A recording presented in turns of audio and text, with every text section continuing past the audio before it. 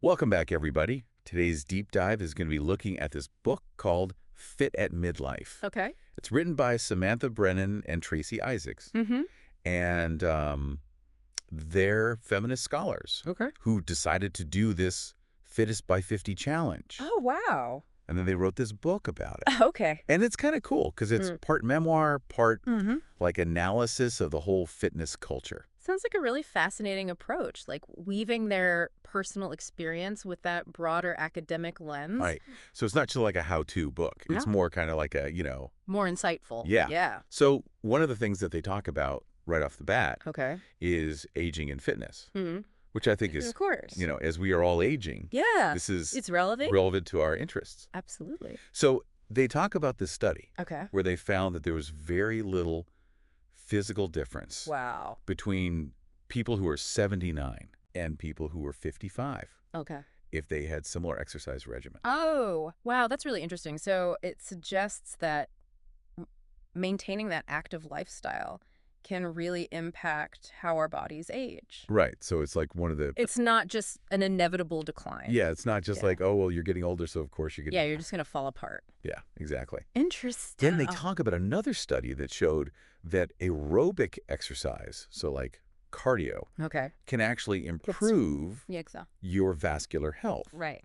which can lead to better cognitive performance. So it's good for your brain, too. Right. So again, it's like, it's not just about like, Six-pack abs. looking good or whatever. Right. It's about like actually like, Keeping your mind sharp. keeping your mind sharp as you age. Yeah, absolutely. I love that. And then they kind of go into this whole thing about like societal expectations Okay. of what it means to age gracefully. Right. Especially for women. Interesting. So they're kind of pushing back on this idea yeah, that, right. women should just kind of fade into the background as they get older. Interesting.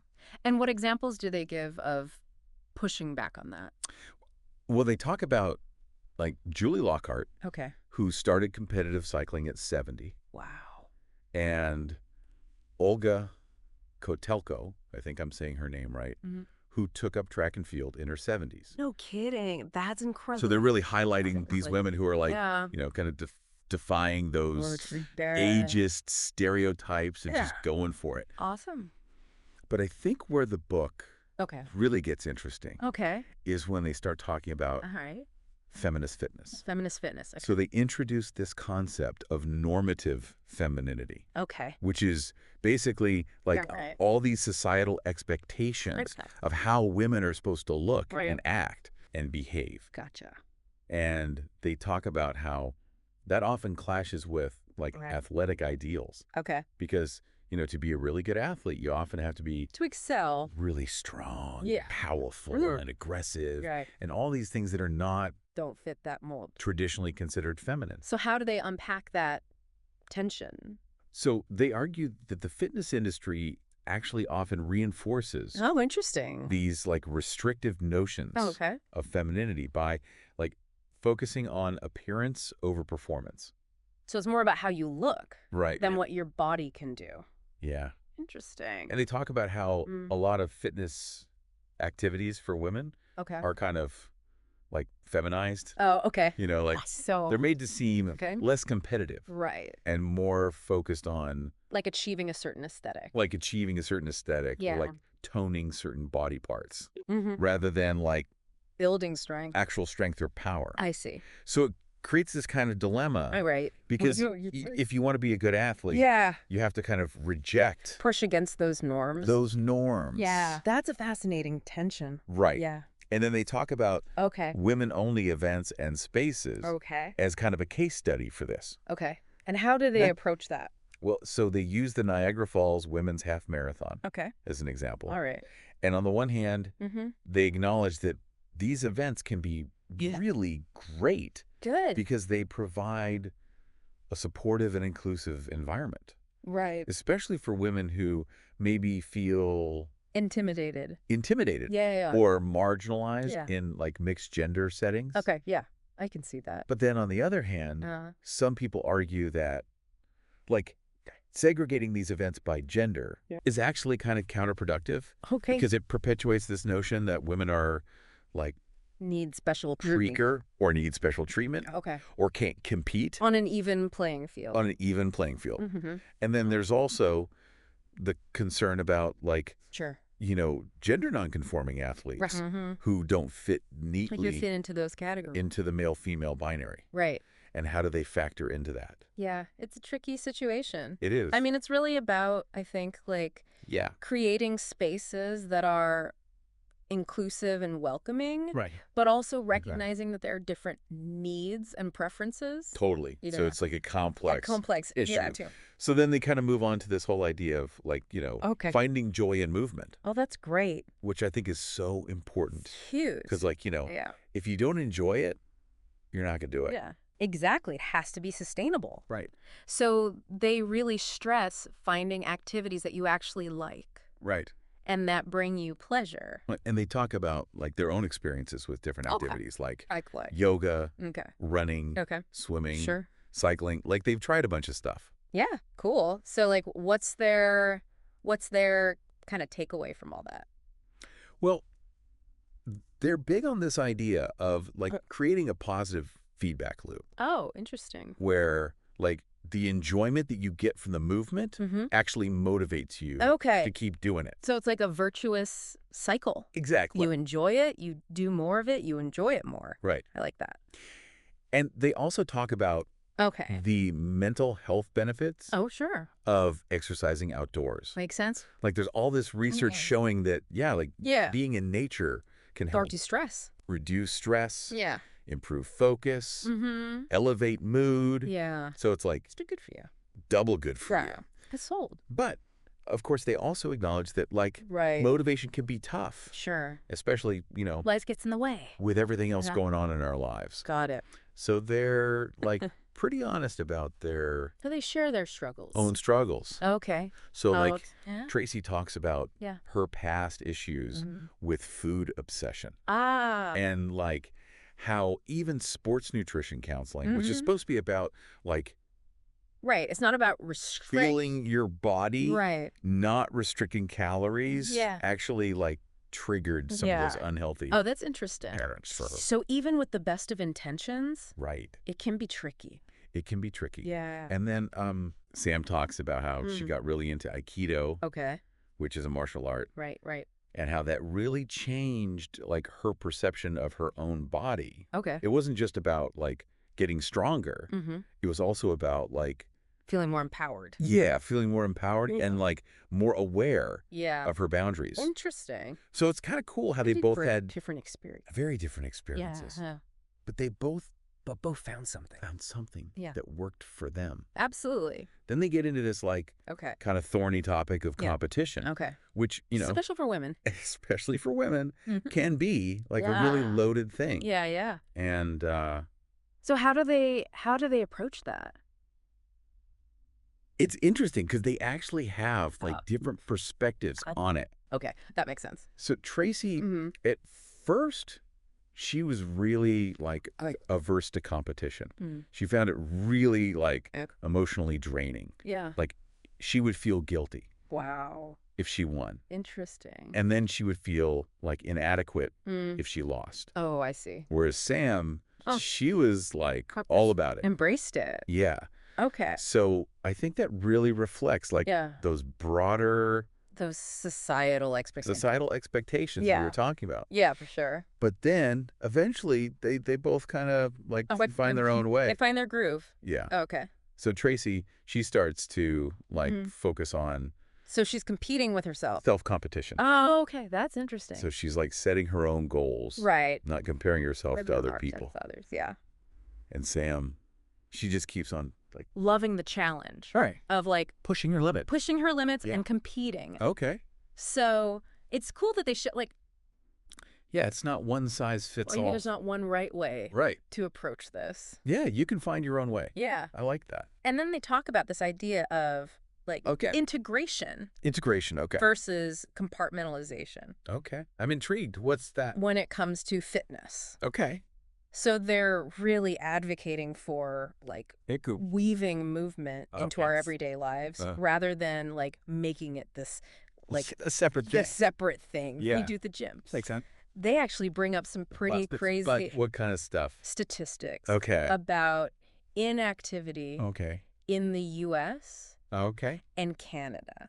Oh. Like, did you know that over a quarter of the U.S. population really didn't do a single physical activity in a whole year? In a whole year. Wow. Which is kind of mind-blowing. That's a lot of people. When you think about it. Yeah. So they're like... So what do they recommend we do about that? Really emphasizing the importance of, like, just moving more throughout the day. Like, even small things, like walking, standing, even fidgeting can make a difference. Really? And they talk about, like, Sam switched to... a standing desk. A standing desk, and how much that helped her. That's cool. So it's just about, like... Yeah, so it's about being more mindful. Being more mindful of how much we're moving... Throughout the day. Throughout the day. Yeah, and finding those opportunities. Yeah. Like that. It's like we're constantly being bombarded with these, like, fitness trends and quick fixes. Right. Like the magic bullet solution. Yeah, exactly. But this book is really about, like, taking a more holistic... A more sustainable approach. And sustainable approach. Okay, I like that. So they give a lot of, like, practical advice. So, like, what kind of stuff? For creating a fitness routine that actually works for her.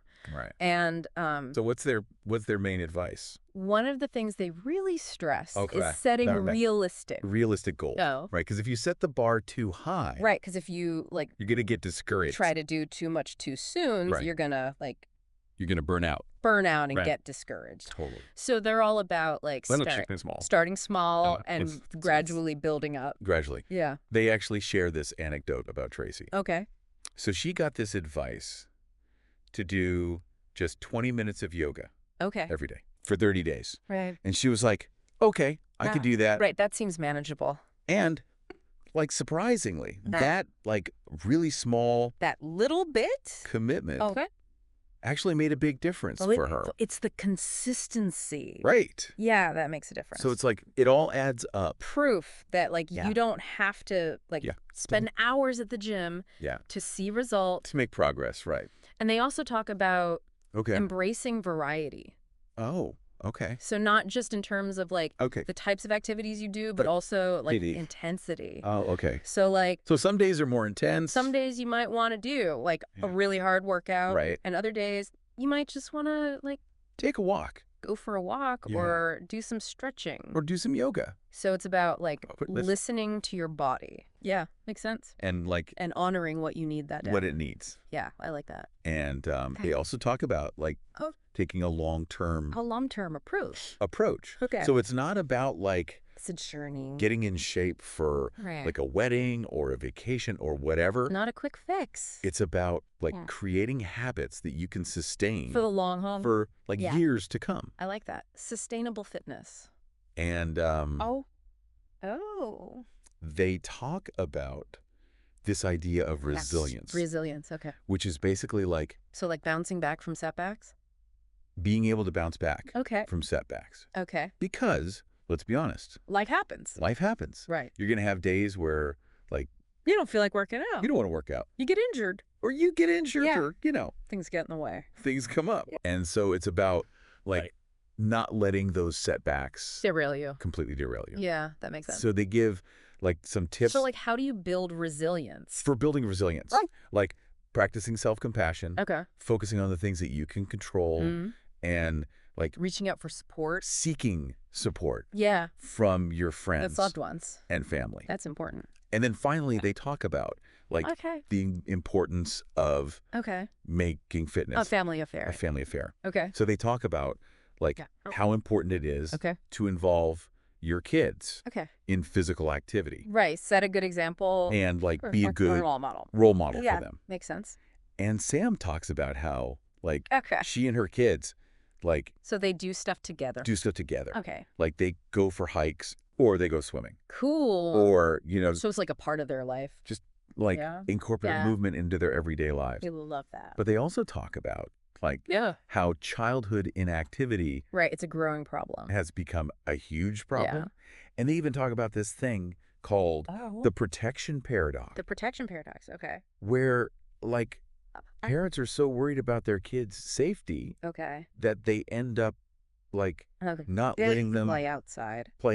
Right. Or like be active. Roam free and be active. So it's like we're almost overprotecting them to the point where it's harming their health. It's kind of ironic. Yeah. So they're like, so how do we strike that balance then? Encouraging parents to like find ways to let their kids be kids. Right. But also like make sure that they're getting the movement they need. The movement they need. Yeah. So like maybe, walk to school instead of driving or very active games. Join a sports team or, just get outside more. Just get outside and play. Yeah. Makes sense. So I think overall, this book is really about like shifting our perspective on fitness. How so? It's not just about like losing weight or looking a certain way. It's about like it's about feeling good. Feeling good in your body. Yeah. And finding activities that you enjoy. And that like make you feel more alive. Okay, more alive. I love that. And it's also about like recognizing that like fitness is not just a physical thing. Well, a physical thing. Yeah. It's also like it's mental. Mental thing. And an emotional thing. It's emotional. And a social thing. Absolutely. So I think that's like a really important a holistic view takeaway from this book. I agree. It's been a really fascinating discussion. It has. I feel inspired. Me too. Well, thanks for joining me on this deep dive. Thanks for having me. We hope you found it insightful. Absolutely. And maybe even a little bit inspiring. I think so. So until next time, keep moving and keep exploring. And keep finding that joy. Exactly.